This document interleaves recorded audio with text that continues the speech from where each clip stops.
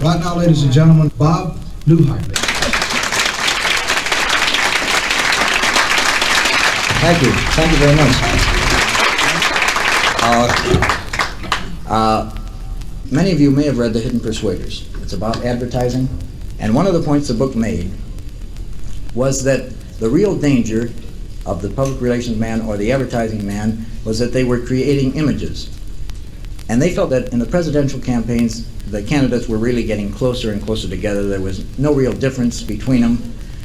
And you were really voting for the man. And this got me to thinking, supposing this science were as far advanced during the Civil War as it is today, and there was no Lincoln. Now the advertising people, realizing this, would have had to create a Lincoln. And I think they would have gone about it something like this. This is a telephone conversation between Abe and his press agent just before Gettysburg. Hi, Abe, sweetheart, how are you, kid? How's Gettysburg? Sort of a drag, huh? Well, Abe, you know them small Pennsylvania towns. You seen one, you seen them all. Right. Listen, Abe, I got the note. What's the problem? You're thinking of shaving it off. Abe, don't you see that's part of the image? Right, with the shawl and the stovepipe hat, the string tie. Where's the shawl, Abe? You left it in Washington. What are you wearing, Abe? A sort of cardigan? Abe, don't you see that doesn't fit with the string tie and the beard? Abe, would you leave the beard on and get the shawl, huh? Now what's this about Grant? You're getting a lot of complaints on Grant's drinking, huh? Abe, to be perfectly honest with you, I don't see the problem. I mean, you knew he was a lush when you pointed him. You see what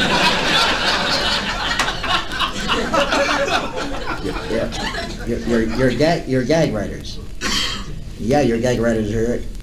You want to come back with something funny, huh? Maybe an anecdote about a town drunk. Well, I can't promise anything, Abe. I'll get him working on it. All right, Abe, you got the speech. Abe, you haven't changed the speech, have you?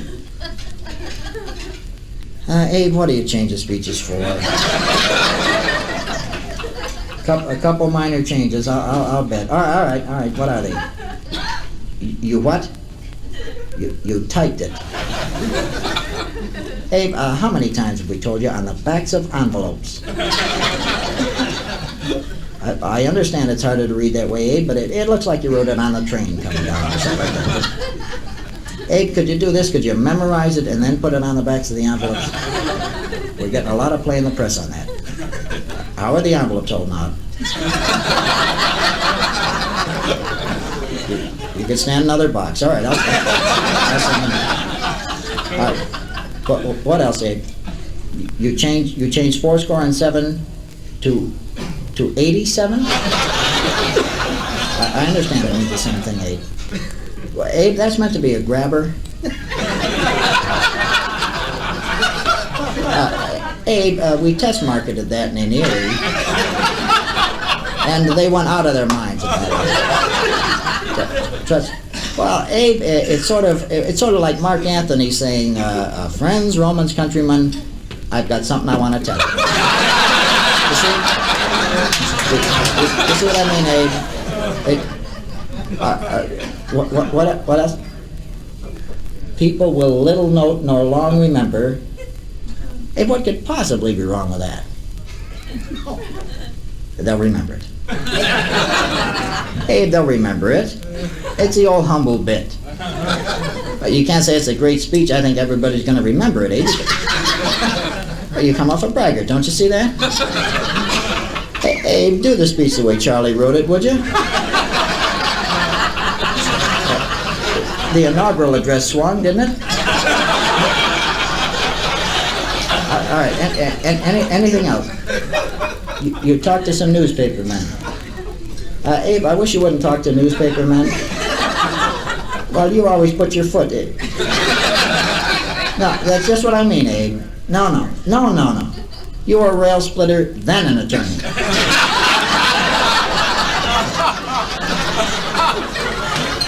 Hey, Abe, it doesn't make any sense that way. I mean, you wouldn't give up your law practice to become a rail splitter, don't you? Would you read the biog, Abe? You'll save a lot of trouble on this end. Abe, listen, before I forget, the manufacturer is coming out with the Abe Lincoln T-shirt on Tuesday. Could you work that into the address somewhere, Abe? Play it by ear, whatever you can do. Abe, have you got a pencil and paper there? Would you take this down? You can fool all of the people some of the time, and some of the people all of the time. But you can't fool all the people all the time. Well, you keep doing it differently, Abe. The last quote I got was, you can fool all the people all the time, and you... Abe, hold on. They come up with a thing on Grant. Right. Good. Yeah, beautiful. Abe, listen to this. They got a beautiful squelch on Grant. Right. The next time they bug you about Grant's drinking, right, you tell them you're going to find out what brand he drinks, and send a case of it to all your other generals. No, it's like the brand was the reason he won. No. Abe, use it, it's fun. Trust me on this, will you? Saturday night? Oh, Abe, I'm sorry, I'm gonna be in New York Saturday night. A bridge party at the White House? Oh, Abe, I'd love to make it. How about Seward? You try him? He'll be out of town too, huh? Oh, that's you and what's your name? Be home alone. Mary, be home alone. Huh? Listen, Abe, why don't you take in a play? I'll be talking to you. So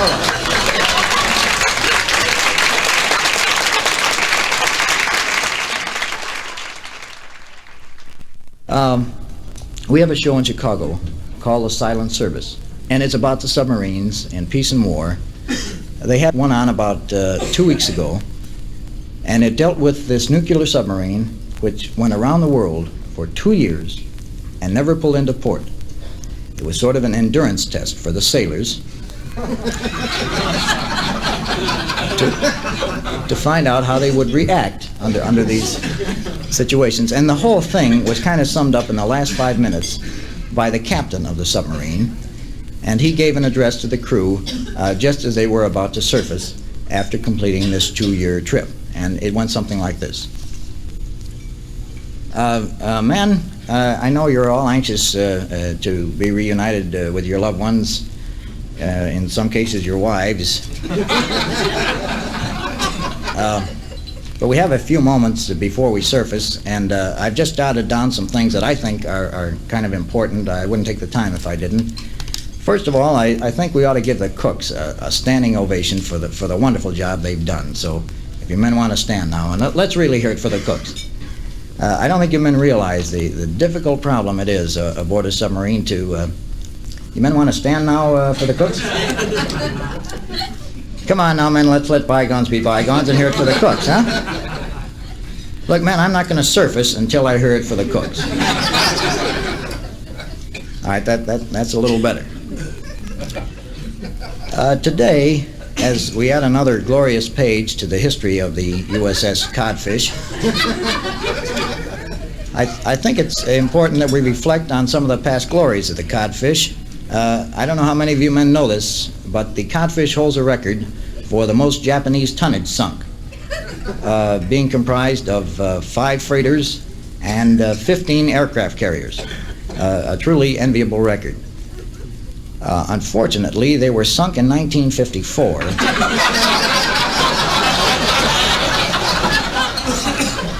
However, it stands as the largest peacetime tonnage ever sunk.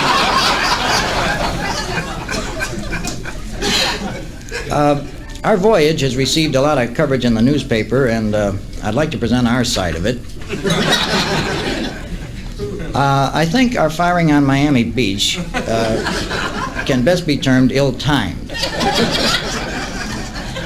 It happened on what they call in the newspaper business a slow news day, and as a result received a lot more space than I think it deserved, since it was the off-season down there. Man, I think you'll agree I've been pretty lax as far as discipline is concerned, and golly, nobody enjoys a joke more than I do. But I would like the executive officer returned.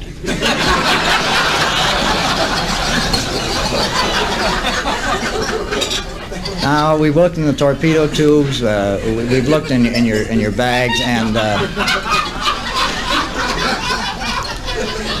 I mean, it's been over 2 weeks, man, and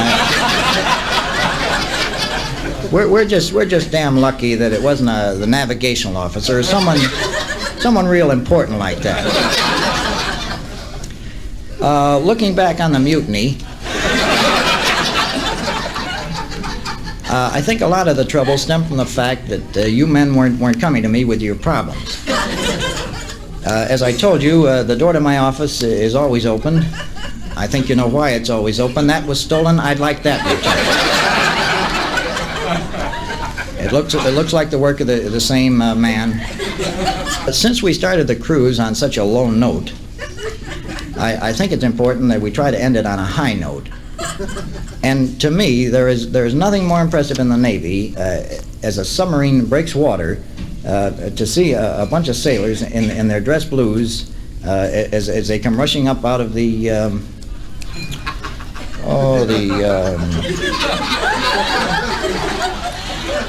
that hole there, and come to a parade rest. This to me is one of the all right.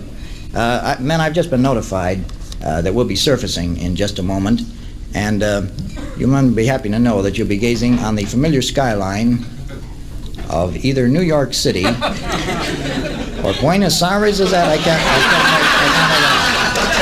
dismissed, man, that's all.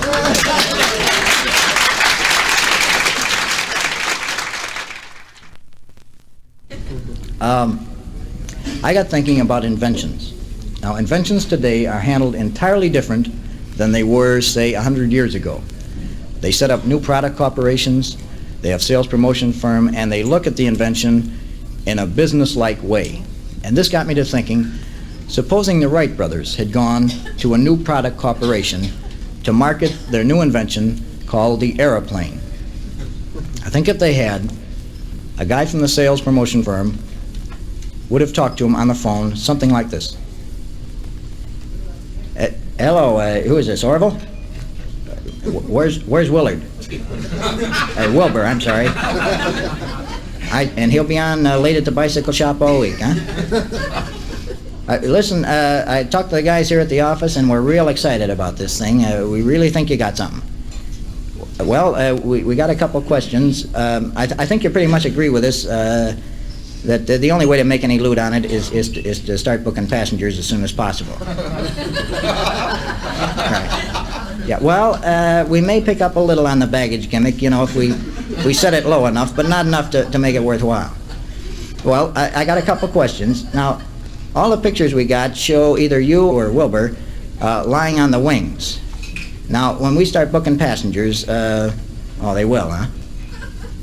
Well, I mean, if we're going to cloud them for $75, $80 to the coast, you know, I don't know how they'll go for lying on the wings like that. Yeah.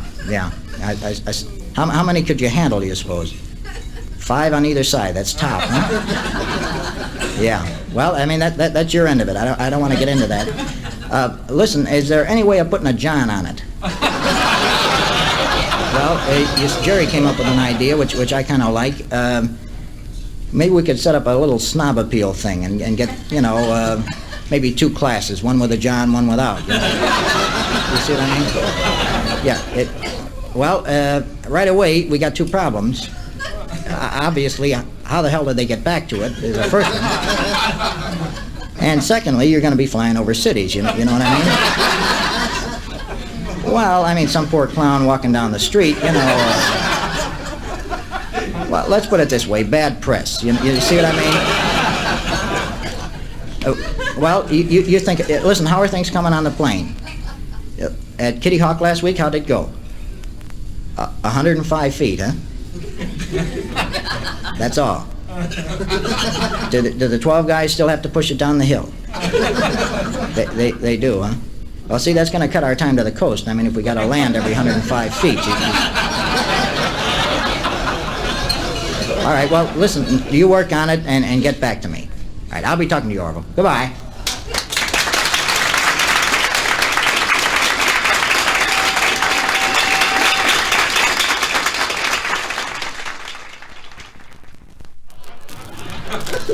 This is called a headset, and it's used by telephone operators, but it's also used by TV directors. And through it, they talk to their crew, and they also listen to the crew. Now, in a TV studio, they have a series of TV cameras, which the director watches. They also have what's known as a camera run-through, and this is where they kind of walk through what they're going to do and iron the bugs out. Now, this was especially true of the Krushchev landing.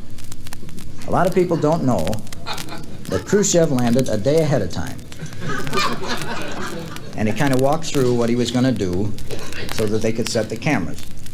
And if you had been in the control room, you would have heard something like this.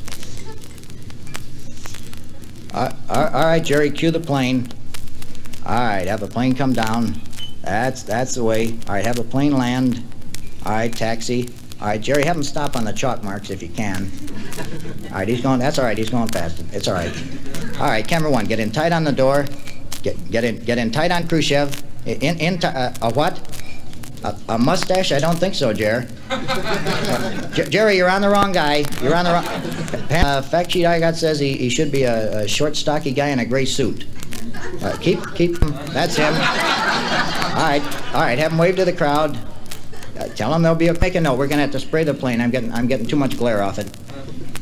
All right, cue the flower girl. What? Where's the little creep with the flowers, huh? All right, hold it, cut. Somebody find the little monster with the flowers, huh? Why has it always got to be somebody's little kid? Why can't we use midgets, huh?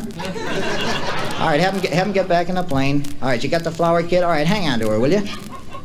All right, go in tight on. Jerry, hang on to the flower kid. She's running up the ramp. She's supposed to be at the foot of the ramp. All right, let her go. That's all right, let her go. All right, tell Khrushchev he's going to have to watch the door. He's going to bang. He banged the kid with a door. Oh, come on. All right, have him wave to the crowd. That's the way. Have him wave his hat. Make a note, Jerry. We're going to have to spray his head. All right, have him take the flowers from the kid. All right, tell him to kiss the kid. All right, have him walk down the ramp. Don't have him skip like the kid, Jerry. It looks ridiculous. All right, have him walk over towards Ike. All right, somebody cue Ike. Somebody take the putter from Ike, huh? All right, have him shake hands with Ike. All right, have him shake hands with Herder. Not Ike shake hands with Herder, have Khrushchev shake hands with Herder. All right, rest of the diplomatic corps. All right, walk back to the microphones. All right, have him start the speech. Blah, blah, blah, blah. Jerry, he's hopping up and down. I can't keep him in the picture, Jerry. He keeps hopping up and down. Find out he has to go where? Jerry had 19 hours to take care of that. I can't take the time, Jerry. I got guiding light right behind me. All right, he finishes his speech. All right, cue the official cars. All right, have them get in the cars. Not all of them in the same car, Jerry. They ought to know that. All right, have the cars pull out. Have them pulled by the camera platform. That's Jerry, that's Mrs. Khrushchev running alongside the car. Tell them they forgot Mrs. Khrushchev. Oh. All right, stop the car. Have her get in. That's the way. All right, I'll sit on Lodge's lap. It really doesn't matter. All right, Nixon's in it. It does. All right, have them start up again. That's the way. Have them head toward the exit. That's Jerry. What are they stopping for now? He can't wait any longer. All right, we'll break it here. We'll break it. I think it's in the white hangar. Well, Jerry, I've never been there. I'm not sure. You know what I mean? Well, there's nobody around, Jerry. What, you know? All right, Jerry. When he gets back, we'll take it from the top. Right. All right. I'll be talking to you, Jerry. Right. Bye.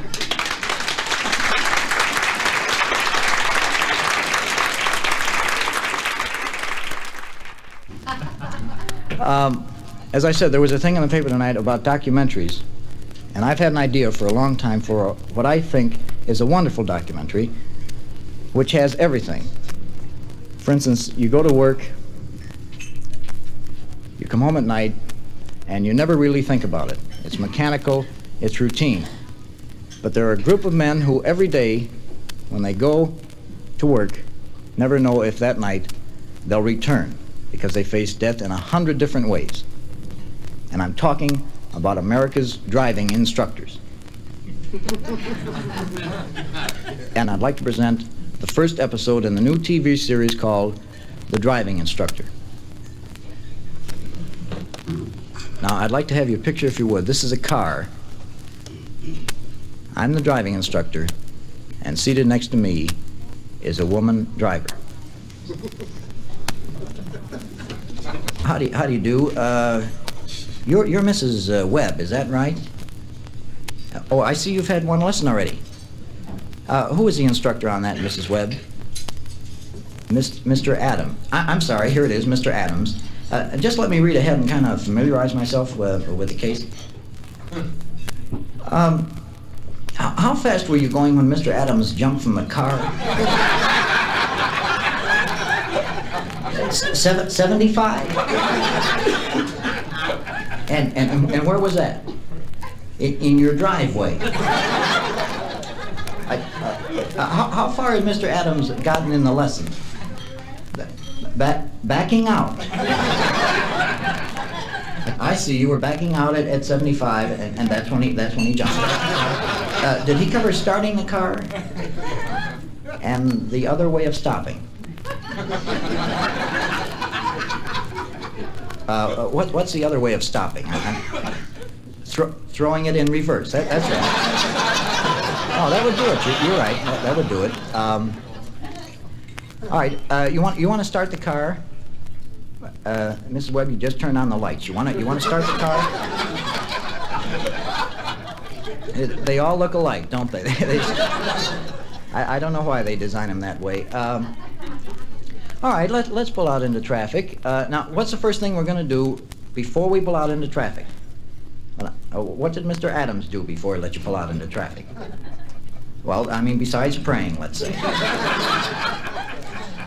No, what I had in mind was checking the rear view mirror. You see, we always want to check the rear view. Don't pull out! Please don't cry. I'm sorry. But there was this bus, Mrs. Webb. All right, the lane is clear now. You want to pull out? Oh, no, that wasn't bad at all. You might try it a little slower next time. All right, let's get up a bit more speed and gradually ease it into second. Well, I didn't want to cover reverse this early, but as long as you've shifted into it, of course you're nervous. I'm nervous. I'm not just saying that. I'm really very nervous. Well, just don't pay any attention to their honking. You're doing fine. You're not blocking anyone's lane. No, as long as you're here on the safety island, you're not blocking anyone's lane. All right, you want to start the car? While you're turning the lights off, why don't you turn off the heater? All right, there we are. Let's get up a bit of speed. That's the way. Now let's practice some turns. The important thing on turns is not to make them too sharp. Just kind of make a gradual. Oh, now that was fine. That was a wonderful turn. It's hard for me to believe you only had 2 lessons after you make a turn like that. Are you sure you haven't had more now? Well, I find that very difficult to believe. One little thing, this is a one-way street. Well, no, actually it was partially my fault, you see, but You were in the left-hand lane, and you were signaling left, and I just more or less assumed you were going to turn left. Same to you, fella.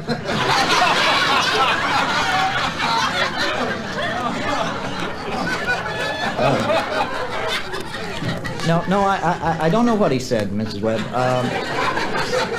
All right, let's pull into the alley up there and practice a little alley driving. This is this is something a lot of the schools leave out that we think is pretty. You're going too fast, Mrs. Webb. you're up around 60, and it's kind of a sharp turn there. All right, let's just drive down the alley. That's the way. Mrs. Webb, maybe we better stop here. Well, I don't think you're going to make it between the truck and the building. Mrs. Webb? Mrs. Webb, I don't think you're going to... Mrs. Webb!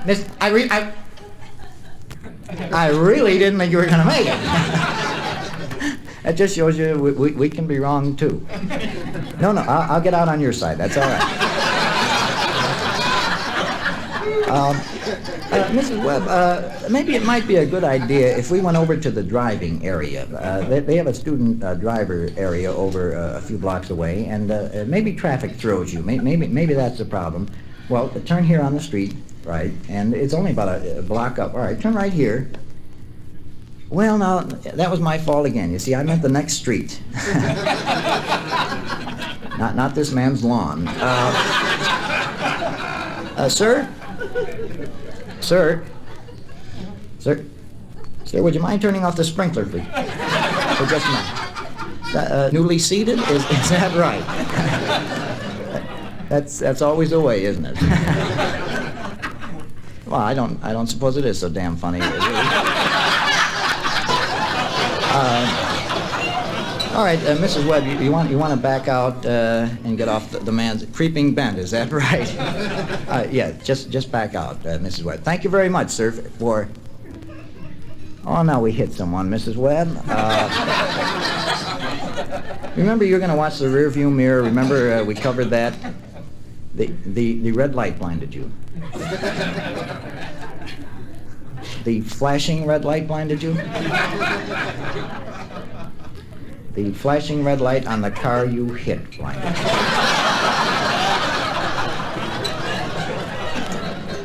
Yes, officer, she was just telling me about it. All right. Mrs. Webb, I'm going to have to go with the officer to the police station. They don't believe it, and they'd like me to describe it. And now the other officer is going to get in the car, and he's going to drive you back to the driving school, and then you're to meet us at the police station. My name is Frank Dexter. Why do you ask? You want to be sure and get me next time?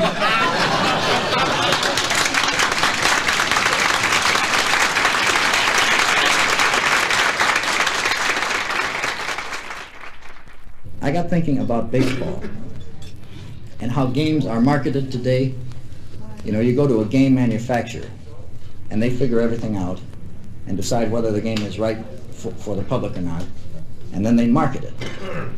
And it got me to thinking, supposing Abner Doubleday had called one of the game manufacturers with this new invention of his called baseball.